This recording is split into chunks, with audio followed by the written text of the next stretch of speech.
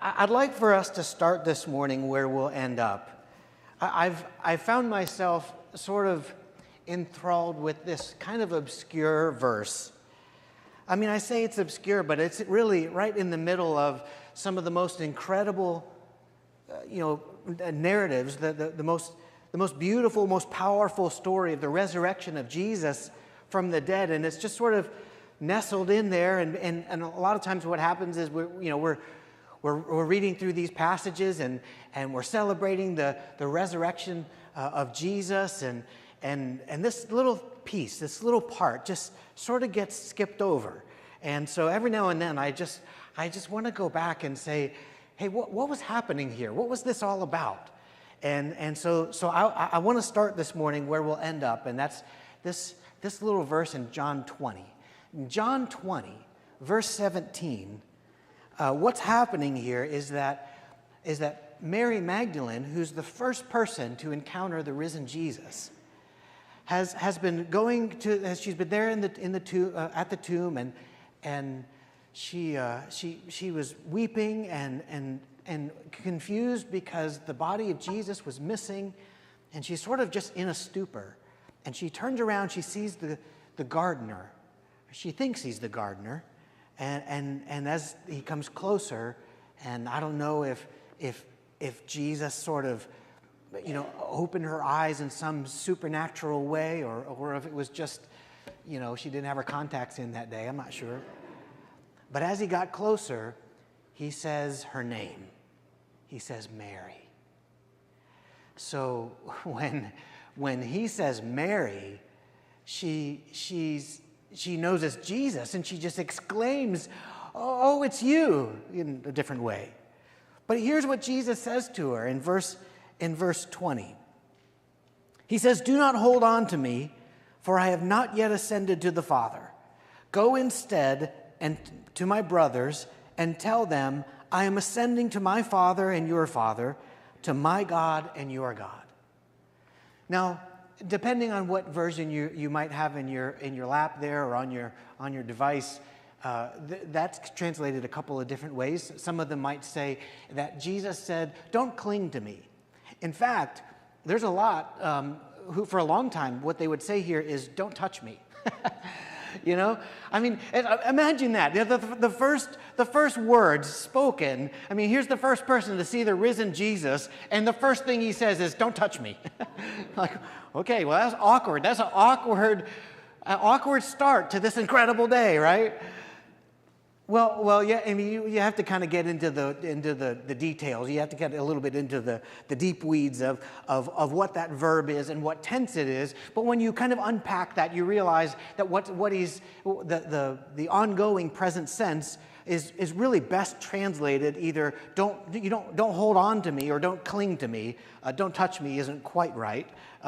Because the tense of that verb sort of connotates this ongoing, active, So you can imagine, right? So Mary, she sees, her eyes are open. It's Jesus, Rabboni, she says, and she just lurches for him, and she's trying to see, like, are you real? Is this really you? And she maybe grabbing his shoulders, and she falls to his feet, and she's hanging, and he says, whoa, you don't have to hold to me. You don't have to cling to me.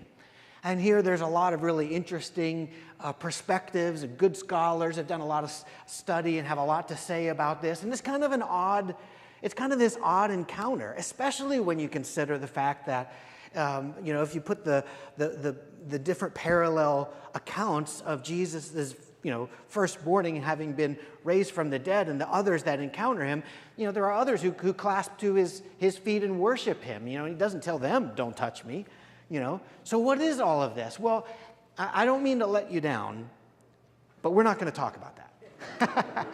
And I think it's interesting. It's fascinating. There's some interesting ideas and perspectives on that. But here's what I think happens is we see something like that, and we go, why in the world? Well, number one, we skip it, right? Or we go, why in the world would he say that? And we get kind of wrapped up on this.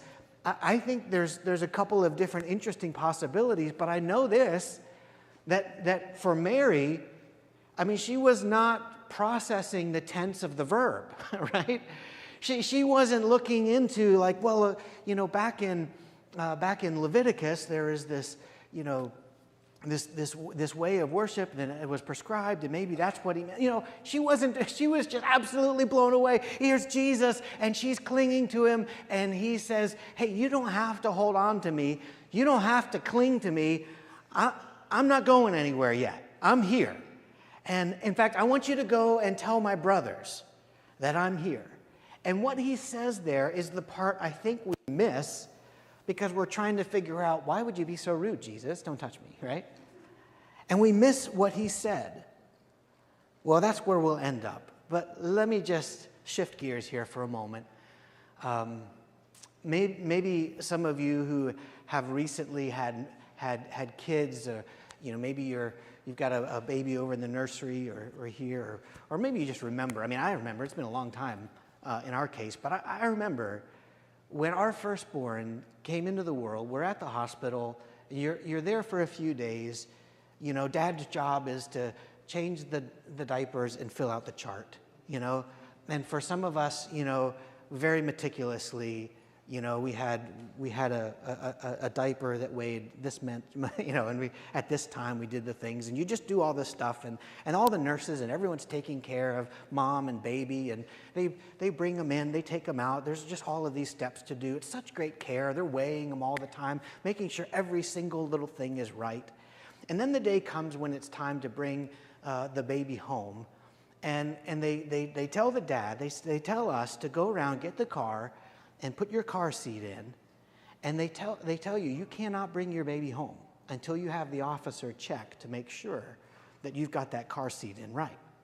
And so it's impossible. It's an impossible task. No one can do it. It can't. So then the officer just leans back and he crosses his arms. He just laughs and laughs while you struggle trying to figure out how to do this. And it cannot be done until he shows you every aspect of it, and then eventually you get the hang of it. And as annoying as that process is, it's also very comforting, because everything that they do is about helping you take care of this child, make sure it's okay. But then the time comes when they say, "Okay, you're ready to go." And all of a sudden this hits you like, wait, we're leaving? Wait, we're supposed to take this baby home? Like you were so concerned about every aspect of this child's well-being, and all of a sudden you're just going to let us take him home? That sounds so dangerous, right? And you realize later that, it's not that they don't care about the baby, but really what they care about, and the whole car seat thing, was that they don't get sued for something that happens on the way home. But after you get home, good luck, And all of these rules to make sure that everything is taken care of right. But you have this overwhelming feeling like we have no clue what we're doing. It will be a miracle if this child survives the week. How are we going to do this? And it wasn't much better a long time ago. I mean, in fact, it's amazing to me when you read kind of historical accounts and just the way that life around the world and even in our own country was very different, and people had a dozen kids, and they figured most of them will come through okay, just have as many as possible, and it's just a different mindset. Even when I was young, it was different. I remember, I don't know if I've shared this story here or not. I probably have, but it's been a long time ago. When I was probably in about kindergarten, maybe a little bit younger than that, I have this memory of my family one day running some errands in town, doing stuff, and I don't know exactly why we were out, but we were out and we had to borrow our friend's car, and so we borrowed this car that I believe was a mint green station wagon, and we all piled in. In fact, I think we had some of the kids from the other family that we were borrowing it from as well. So there was just it was literally a big boat full of kids with wheels, and we were all piled in there. My mom was driving. We were on a pretty busy highway, and but in the parking lot of some establishment or some business or something off to the side, and we all piled in. I happened to be sitting next to the window, which is pretty fun. And as a little preschooler, and usually you get the middle, get the hump in the middle. But as a preschooler, I got the seat on the window, and we were pulling out of a turn onto the highway. And for some reason, I have no idea why, I was kind of enthralled with this little shiny mechanism on the side of the door. It was just very different than our car, and I was playing with it. And as the car pulls out, and we are now working on reaching highway speed, all of a sudden, the latch that I'm pulling is the door latch, and the door flies open as we're now careening down the highway. Well, I fell right out. But on the way out, I grabbed the seatbelt, which I wasn't wearing, and no one was wearing. I mean, seatbelts were totally optional, right? It was just a different situation. You got kids facing all different directions in the station wagon. Some are facing back, some are facing forward. No one's in the seatbelt, and no one cares. But the seatbelt it still saved my life. Seatbelts still save lives, even if you weren't wearing, because I grabbed the seatbelt. And I have this vivid memory of falling out of the car and holding onto the seatbelt. And I remember, as you know, even as a little kid, when you're on the swings and you're trying to stop, what do? You drag your feet, right? And I remember kind of in my little preschool mind trying to just like stop the car by dragging my feet or whatever. And there's wind blowing all throughout the car, and it felt like we're just driving and no one notices that I'm hanging out of the car. Now, it probably was only a matter of seconds, but it felt like an hour, right? As I'm holding on to this seatbelt, trying to keep from, dying, and everyone's just, singing their songs and doing whatever, Well, all of a sudden, my mom turns around, she sees that I'm hanging out at the door. So that was nice, and she slams the brakes, which sends me going whack right into the door. She slammed the brakes, we pulled over on the side of the road, and my dad jumps out of the car to see if I'm okay, but he forgot that my little baby sister was sitting on his lap. Once again, front seat, baby on the lap, that's how you did it then. There was no car seats, no problem, the front dash there's no airbags, it's just spikes and stuff coming out. They don't care. No one cared back then, it was fine. He jumps out of the car, and my sister, who was just wearing nothing but a diaper, goes rolling down the hill as he rolls, gets out to save me, and he did, and somehow we made it, and later I got another sister, so it was fine. Teasing. Everyone was okay, but obviously a terribly scary moment for the family. And I think back on that, and I think, if that were to happen today, my parents would be in jail, right? So many laws broken. We all know that's a terrible thing to do and whatever. But then, no one did anything wrong. If an officer stopped right then and there, he would have been like, hey, great, you got them both. Back in the car you go. Sister right on the front lap, me back in the seat. We're going to just put that seatbelt on this time, lock the door. But that would have been fine, right? I told that story at a conference once, and when I tell the part about coming up and smacking into the door, I had a handheld microphone in my hand, and I said, and I hit my head so hard with the microphone that I had a check mark bruise right there on my forehead. The rest of the time it was great. Well, I had this thought I've never really thought about before until recently. And that is, what would my poor dad be thinking to himself in bed that night, right? We are going to kill these children. There is no way they're going to survive this family. I can't imagine the feelings that my mom and dad must have had after this whole experience. And everyone was fine and all the things, But the pressure that we feel as moms and dads, when we realize, I am so ill-equipped, it will be a miracle if these kids make it out alive.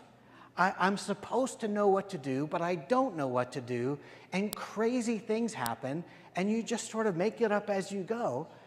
And sure, all the rules and the laws change, and we think that everyone's getting safer, but the truth is we're just chasing our tails. Because life is crazy, and crazy things happen, and the more we try to teach and lead our kids, the more crazy stuff is right there in their face, and we don't know how to protect them from it, and it seems to just swallow everybody up, and it's just completely overwhelming. Am I right? I wish I could go back to the days when, kids could sit on a front seat and, seatbelts were optional. It seemed easier back then, but it wasn't. See, here's the thing. As fathers, we have this thing that makes us feel like we are supposed to know what to do. Now, no one ever told me, you better make sure you know what to do in every situation.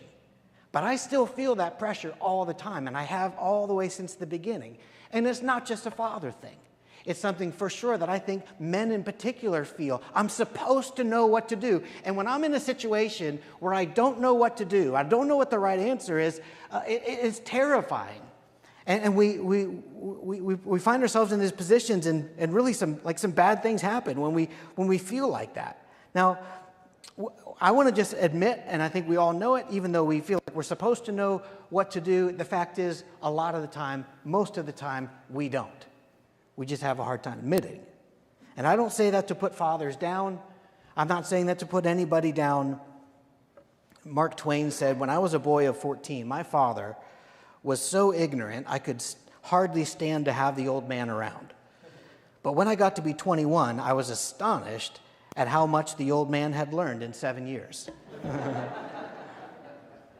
I'm not putting anyone down. I know there's just a great moms and dads here, and just, we learn, and we there's a lot of wisdom and insight and all the things. But we have this feeling constantly, I think, that I'm supposed to know what to do and when to do it, what the right thing is, and we don't.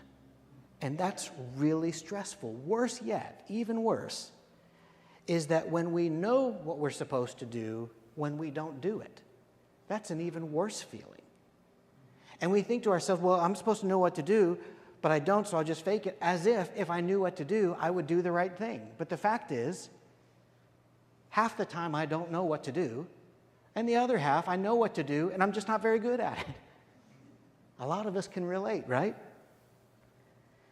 So what I'm saying is, there are these feelings that we have, and I don't think it's unique to dads, but I think we do feel it with a lot of intensity, where we feel inadequate, incompetent, insufficient, and anxious. Inadequate, incompetent, insufficient, and anxious. Now, that's a terrible way to live. It's an awful thing to feel, but what's worse is what happens when we live from that place. What do we do with those kinds of feelings? When we live with a sense of inadequacy, incompetence, or insufficiency, or anxiety, when we live from that place, what we end up doing with those feelings is usually one of these three things. We either just try to survive, just make it, survive. Or we try to escape. There's some way, some thing that we lean on, that we depend on, that we become enslaved to escape. Or we try to compensate with, having the most success, or getting the most ahead in our workplace, or having certain stuff, or some way that we can feel like, I'm actually a success, and look, everybody, I'm a success. Have you met someone who just wants to tell you so much about always the latest thing they bought, or the latest achievement, or whatever? A lot of times what's happening is underneath there's a feeling of inadequacy and incompetence and insufficiency. There's a heavy anxiety there, and they're just trying to compensate for it by making themselves feel like they're a success. And so when we live from that place, we often end up just trying to survive day to day, or escape it somehow, or to compensate with some other thing. And so here's the question. Is that the way we're supposed to live? Of course not. We know that. So what are we supposed to be? How do we ever become something different? Where do purpose and courage and strength and integrity come from? Because we all know and we all feel that's the standard. That's the kind of man I want to be. That's the kind of woman I want to be. That's the kind of person I want to be. I was a person of purpose and courage and strength and integrity. But where does that come from? Jesus lived with purpose and courage and strength and integrity. How? Other people you might have people in your world or in your experience that you would describe as people who live with purpose and courage and strength and integrity. How? I realize this is an oversimplification, but it's certainly a very significant factor. If you know someone who lives with purpose, courage, strength, and integrity, that is someone who has been fathered well. Of course, Jesus had a father, two actually. Pretty unique situation. I want to stop for a moment and just give a shout out to one of the most unsung heroes in Scripture, Joseph. I mean, it is amazing. What's amazing to me is how little we know about him. We don't know anything after, the last thing we know about Joseph is when he and the family had Jesus, and the whole family was making this trek to Jerusalem, and Jesus, goes, hangs out in the temple, the whole family leaves. Where's Jesus? We do that like every week here. We leave church, and we're like, where's this one, And then you go back, and they find him, and he says, didn't you know I'd be in my Father's house? How does that land on Joseph?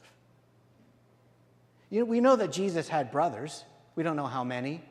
Probably had sisters too. We definitely don't know about them. That's weird.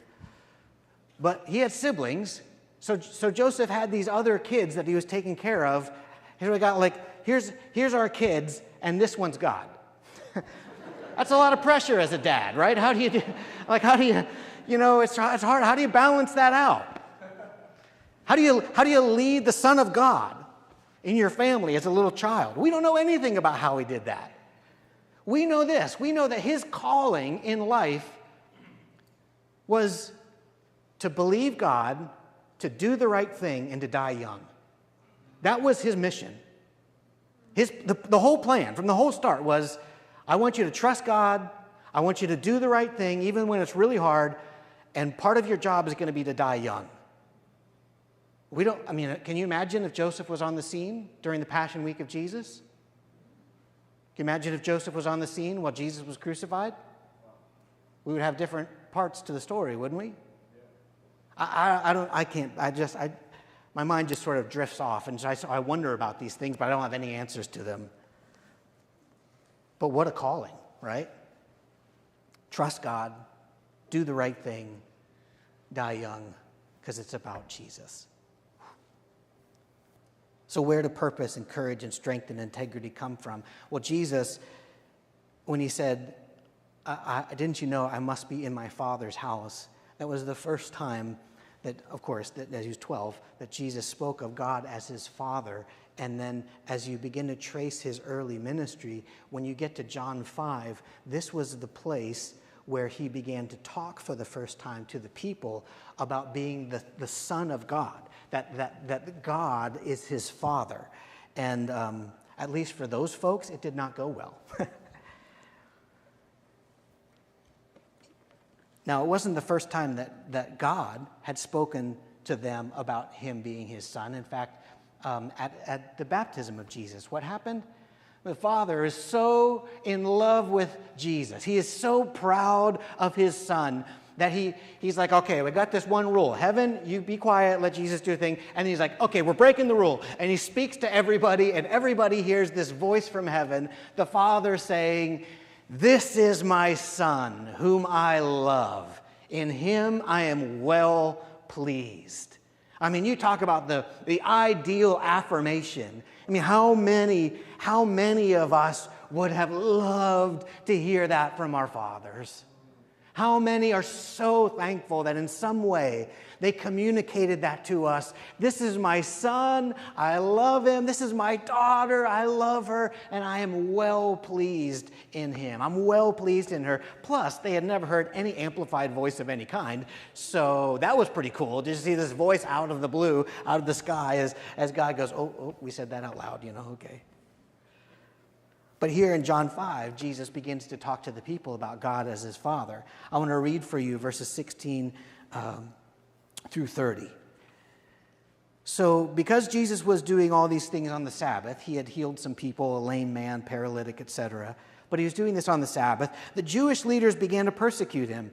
And in his defense, Jesus said to them, my Father is always at work to this very day, and I too am working. For this reason, they tried all the more to kill him.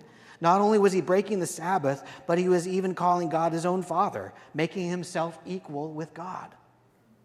Well, Jesus gave them this answer. Very truly, I tell you, the Son can do nothing by himself.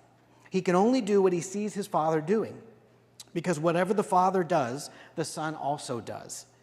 For the Father loves the Son and shows him all he does. Yes, and he will show him even greater works than these, so that you will be amazed. For just as the Father raises the dead and gives them life, even so the Son gives life to whomever he is pleased to give it.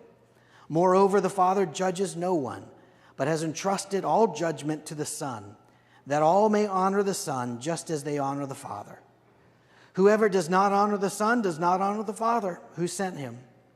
Very truly, I tell you, whoever hears my word and believes him who sent me has eternal life, and will not be judged, but has crossed over from death to life. Very truly, I tell you, a time is coming and has now come when the dead will hear the voice of the Son of God, and those who hear will live. For as the Father has life in himself, so he has granted the Son also to have life in himself. And he has given him authority to judge because he is the Son of Man. Now he says, don't become amazed at this. For a time is coming, he's saying, if you think this is amazing, wait till you see a time is coming when all those who are in their graves will hear his voice. And they will come out. Those who have done what is good will rise to live. Those who have done what is evil will rise to be condemned. By myself I can do nothing. I judge only as I hear, and my judgment is just, for I seek not to please myself, but him who sent me. Jesus was facing persecution here from very influential leaders. We really can't overstate the intense pressure that he or any of us would be under when you have key leaders, key influencers in the community who are actively against him and persecuting him. And not just that, but we read in verse 18 that these very powerful people even wanted to kill him. And there's this remarkable phrase in verse 17. You don't see this very often where Jesus defends himself. Really, really unusual. But listen to this. In his defense, Jesus said to them, and what are the first words he speaks? My Father. So Jesus, as he defends himself, the first thing he says is, my Father. And then what we find out in verse 17 and in 19 is that it's the Father's work. It's what the Father is up to, what the Father is doing, that gives Jesus his purpose. Did you see it? My Father is always at work to this very day, and I too am working. Or in verse 19, I tell you, the Son can do nothing by himself. He only does what he sees his Father doing, because whatever the Father does, the Son also does. The Father's work was preserving this crazy, sin-wrecked world long enough, holding things together long enough so that redemption could come through his Son. He is preserving and redeeming this whole broken mess. That's what the Father is doing. It's what he's been doing the whole time. And so Jesus says, the Father's work or the Father's purpose is my purpose. And so this relationship between Jesus, the Son, and his Father, his whole sense of identity and purpose, of course, comes from what the Father is doing. It wasn't separate. It wasn't I grow up to a certain age or a certain point and off I go to pursue my own things or my own dreams. No, Father, whatever you're doing, whatever you're up to, that's what I'm up to. It was his very identity. He was sent by the Father to go and get everyone who would believe in him. In fact, in the next chapter, Jesus puts it this way. He says, all the Father gives me will come to me, and whoever comes to me I will never drive away. For I have come down to heaven not to do my will, but the will of him who sent me. And this is the will of him who sent me, that I shall lose none of all of those he's given me, but raise them up on the last day. For my Father's will is that everyone who looks to the Son and believes in him shall have eternal life, and I will raise them up on that last day. This is what my Father is doing. He's preserving and he's redeeming, and so his whole sense of purpose, of course, comes from the Father. And then in verse 20, the love of the Father is what gives Jesus courage. You'll see that right there in verse 20. For the Father loves the Son and shows him all he does. In chapter 10, Jesus explains that the reason the Father loves the Son, the reason the Father loves me, is that I lay my life down only to take it up again. And he explains in John chapter 10 that he loves the people that the Father loves. And the Father just loves the Son so much that he, like, that Jesus, he knew the Father's love so well personally that he was willing to lay his life down so that the rest of us could also know his Father's love. I have a love for my Father that is so powerful, so complete, so beautiful. It's the core of everything. And I will lay my life down so that you can also know this kind of love. And the Father loves that about his Son. Now contrast that to back in chapter 2 where Jesus, he was performing a lot of different miracles and things, and people were really impressed, and they started to follow him. And in chapter 2, verse 24, Jesus, it says, but Jesus would not entrust himself to them, for he knew all people. He didn't need any testimony about mankind because he knew what was in a person. In other words, he looked out at the sea of people and he said, you know what? They might love me today, but that is fleeting. They might like me today, they're going to hate me tomorrow, and then they might love me again, and then they might hate me again. And so he says, I'm not going to entrust myself. I'm not going to entrust myself to people whose love and affection comes and goes like the wind. But my Father's love is so strong, so perfect, so secure, so intense, so unfailing. He entrusts himself to his Father's love, and all of his courage to stand up to that persecution and the death and threats and all that comes with it comes from knowing that my Father loves me. And it wasn't the only time at his baptism that the Father just couldn't keep it silent. He broke in again at the transfiguration. The disciples are there with Jesus, and he reveals Jesus in his glory, and they're scrambling about. They're saying, well, let's build him a house. Let's create some program out of this. And the Father just says, hey, out of the sky, this is my Son, whom I love. I am well pleased in him. Listen to him. And that's where Jesus' courage comes from, because he knows how loved he is. The Father's power is what gave Jesus strength.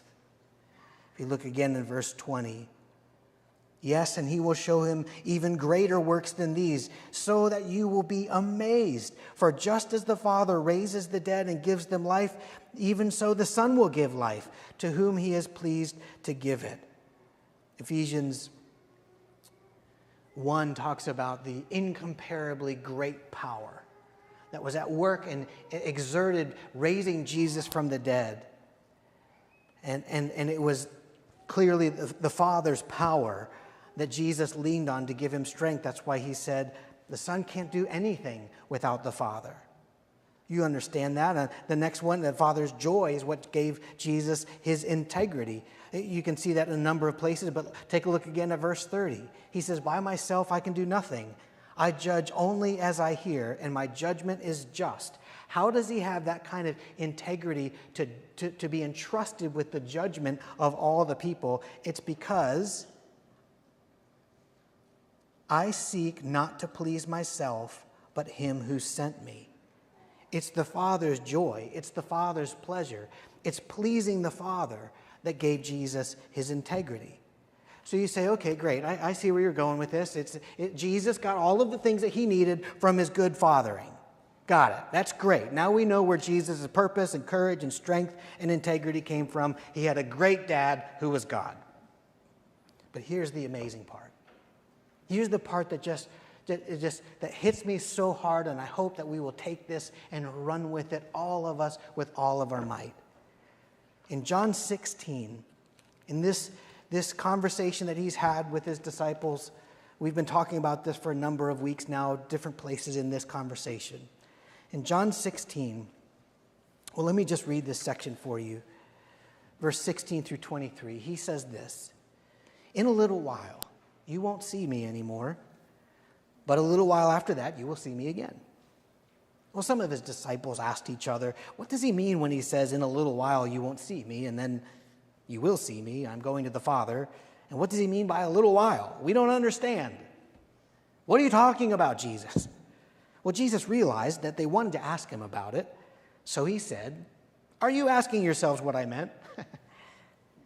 I said in a little while you won't see me, but in a little while after that you will see me again. I tell you the truth, you will weep and mourn over what's going to happen to me, and the world will be rejoicing at it.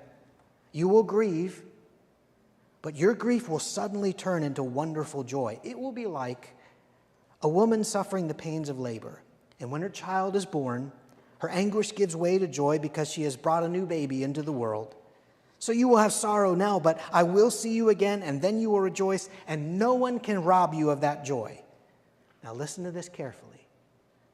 "At that time, you won't need to ask me for anything. I tell you the truth. You will ask the Father directly, and he will grant your request because you use my name. You haven't done this before.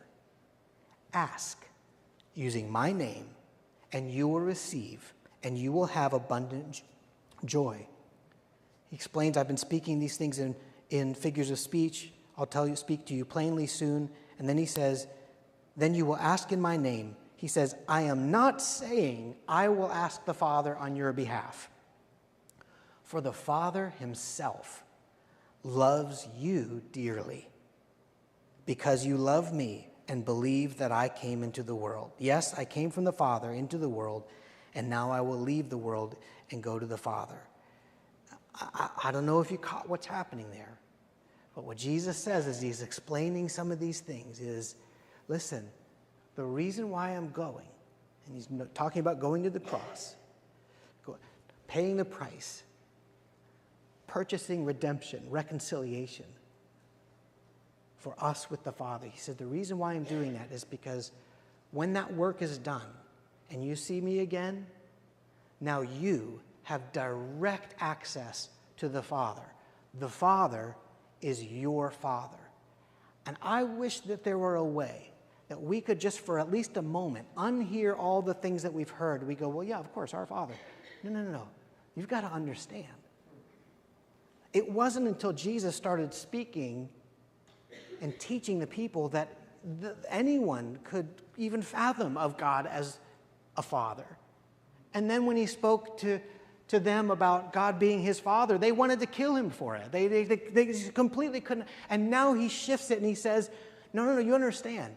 When this work is done, you have direct access to the Father. My Father will listen to you because he loves you dearly. It won't just be that you go through me. You'll go directly to him because of me, and he loves you, and he's going to listen to you, and he's going to respond to you. Everything that the Father is and has that I have lived in is all yours after this work on the cross. So what he's saying is, he's your great dad. He's your great Father. And that takes us right back to where we started.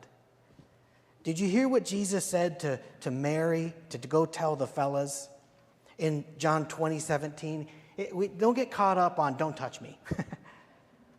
He says, I have not yet descended to the Father. He says, go instead to my brothers and tell them, I am ascending to my Father and your Father, to my God and your God. This is wild. The first message out of the tomb, the first thing that he wants someone to go run and tell the guys, go tell my what? My brothers. We're brothers together in this one family under this one Father. When I ascend, I'm going to ascend to my Father. Tell them this, to my Father and your Father, to my God and your God. Go tell my brothers. Now, see, he didn't say, go give them the message, don't touch me. That's not the point of this whole exchange. He says, I want them to know, go right now and go tell them, my Father is their Father, my God is their God, and they are my brothers. He's your great Father. your perfect Father. And you are my brothers, and you are adopted in right alongside me in his love. Now, how can you wrap your head around being right alongside Jesus in the Father's love? But that is precisely what he did for you and me on the cross. And it's why Paul tries to describe it, and he's taken up in the Spirit and gives these inspired words which are the Scripture. For those who are led by the Spirit of God are the children of God. The Spirit you received does not make you slaves so that you live in fear. Again, rather the Spirit you received brought about your adoption to sonship, and by him we cry, Abba, Father. Dad, my dad. The Spirit himself testifies with our spirit that we are God's children. And if we are children, then we are heirs. We are heirs of God. We are co-heirs of Christ, if indeed we share in his sufferings, in order that we may also share in his glory.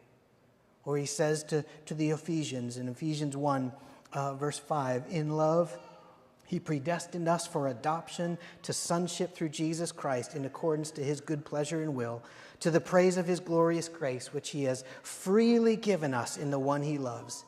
In him we have redemption through his blood, the forgiveness of sins, in accordance with the riches of God's grace that he lavished on us with all wisdom and understanding.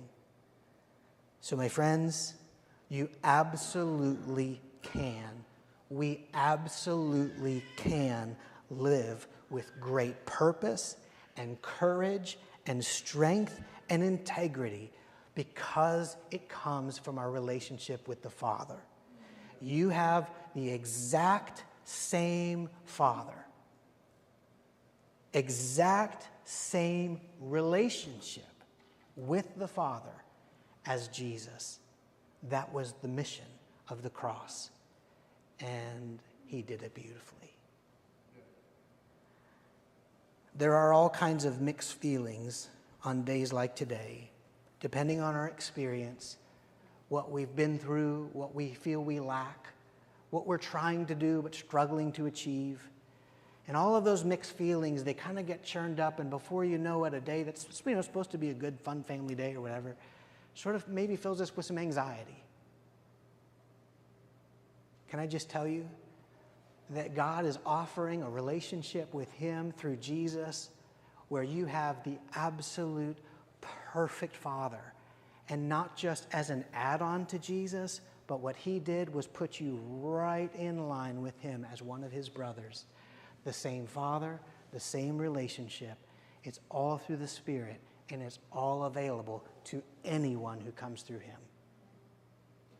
So you absolutely can live with purpose,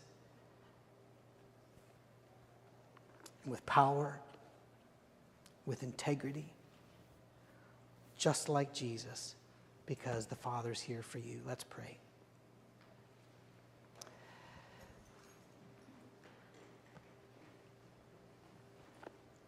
Lord, I pray today that you will bring healing to those who are feeling great hurt because of great brokenness that has come from their father, or someone else for that matter. That brokenness attacks us, chases us, harasses us. And I pray once again, Lord, that you will bring them to a place of healing and redemption in Jesus. That the work that needs to be done, you will lead them through. And that great pain will be redeemed, and that however long it takes, there will be full restoration to wholeness the way that you intended. I pray, Lord, for those who maybe get filled with anxiety or frustration because we feel like there's a standard that we're called to and we just don't know how to do it. We feel overwhelmed, and we might find ourselves just trying to survive day to day, or finding some other way to escape or to compensate with great achievement or wealth or whatever. Lord, would you lift our eyes through you, Jesus, to our Father, and reveal to us today by the power of your Spirit and the truth of your word, your love for us that comes through Jesus, access that we have to you. Change our lives because of the great Father we have, exactly like Jesus.